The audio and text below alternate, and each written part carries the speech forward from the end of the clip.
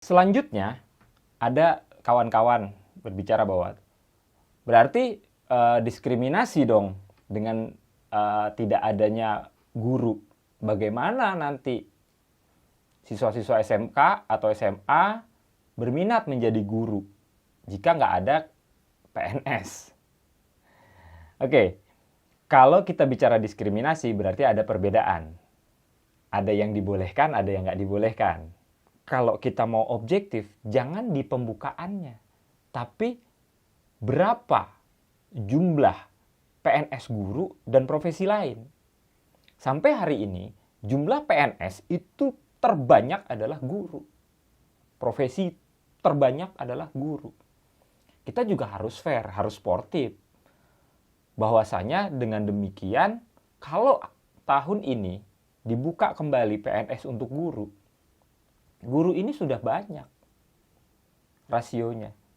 Justru malah semakin diskriminatif dengan profesi lain. Lalu berikutnya adalah, kalau begitu Pak, gimana nanti yang SPD, calon-calon SPD ini? Nggak minat dong jadi guru. Kita mesti tahu juga bahwa rasio prodi-prodi kependidikan itu lebih banyak dibanding prodi-prodi lain. Yang kedua, prodi pendidikan di Indonesia itu sudah mengalami titik jenuh. Artinya apa? Artinya lulusan dari SPD ini, dia bingung mau kemana. Karena semua sekolah sudah terisi. Karena semua bidang-bidang pendidikan itu sudah terisi. Justru harusnya ada diversifikasi.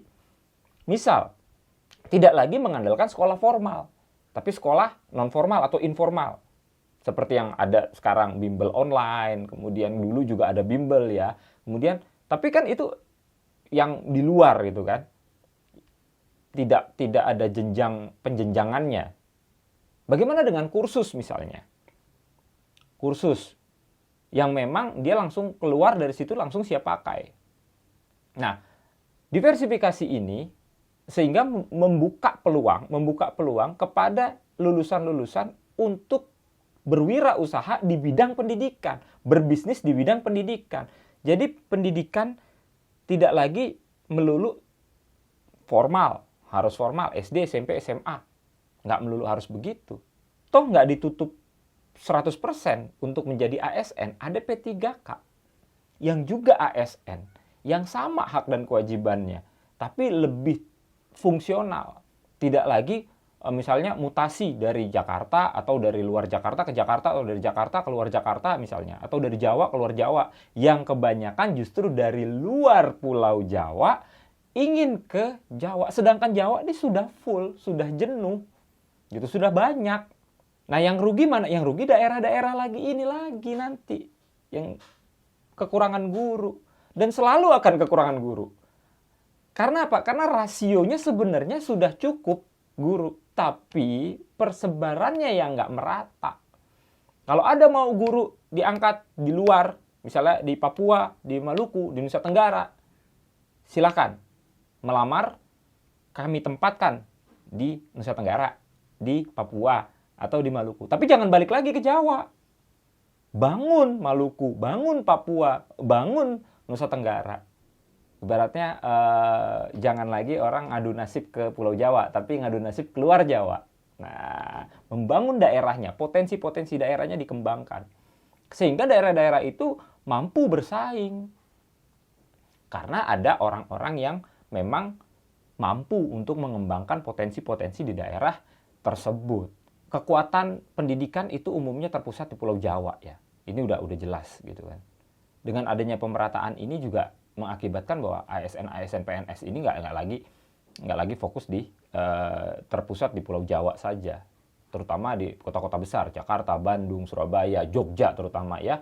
Nah, itu tidak terpusat seperti itu. Jadi sebenarnya narasi-narasi yang berkembang di media maupun di media sosial, media mainstream itu menurut saya agak kurang berimbang dalam memberikan informasinya. Tolonglah bahwa P3K itu juga masuk dalam ASN, aparatur sipil negara. Dan tekanannya kemana?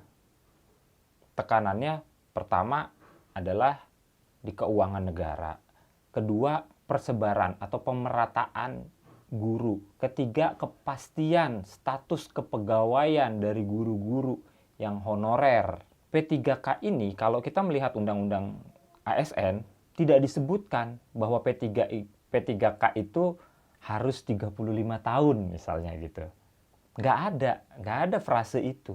Nah, makanya saya sangat menyayangkan adanya statement yang terlalu tergesa-gesa dari salah satu organisasi profesi yang mengatakan bahwa P3K itu untuk yang 35 tahun ke atas saja.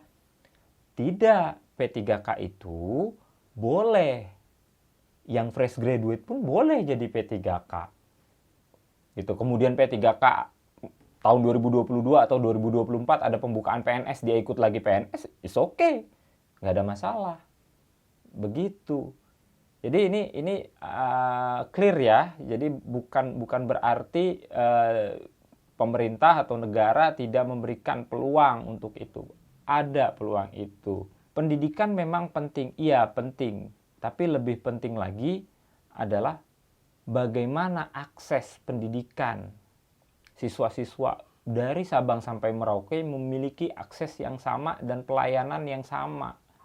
Perkara potensinya berbeda-beda, silahkan kembangkan potensinya masing-masing. Tapi minimum pelayanan itu harus sama. Jangan lagi nanti ada guru honorer yang nggak jelas surat keputusannya diangkat oleh siapa, berwenang atau enggak, pejabat yang mengangkat, tiba-tiba menuntut untuk menjadi PNS atau menjadi P3K.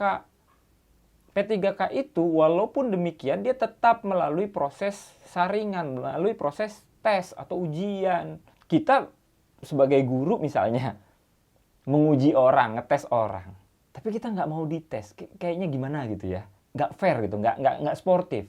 Ya kita melalui ujian, saya pun melalui ujian. Saya menjadi ASN 3 kali gagal, dan coba lagi, gagal, coba lagi, gagal, coba lagi. Selama masih ada kesempatan kita coba. Ini jangan lagi ada narasi-narasi yang tidak seimbang.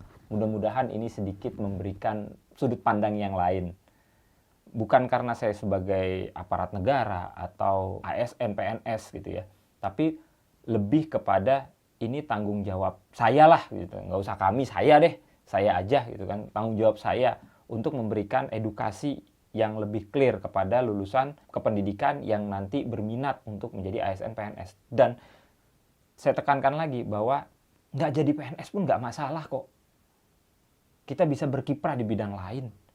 Kita bisa lebih maju di bidang lain. Berusaha di bidang pendidikan. Bahasanya tuh kalau nggak jadi PNS tuh nggak paten gitu loh. Oke? Jika ada kritik dan masukan, silahkan diisi di kolom komentar. Jika ada saya yang salah dalam berbicara, mohon dikoreksi. Saya cukupkan sampai di sini. Terima kasih. Salam sejahtera untuk kita semua. Assalamualaikum warahmatullahi wabarakatuh.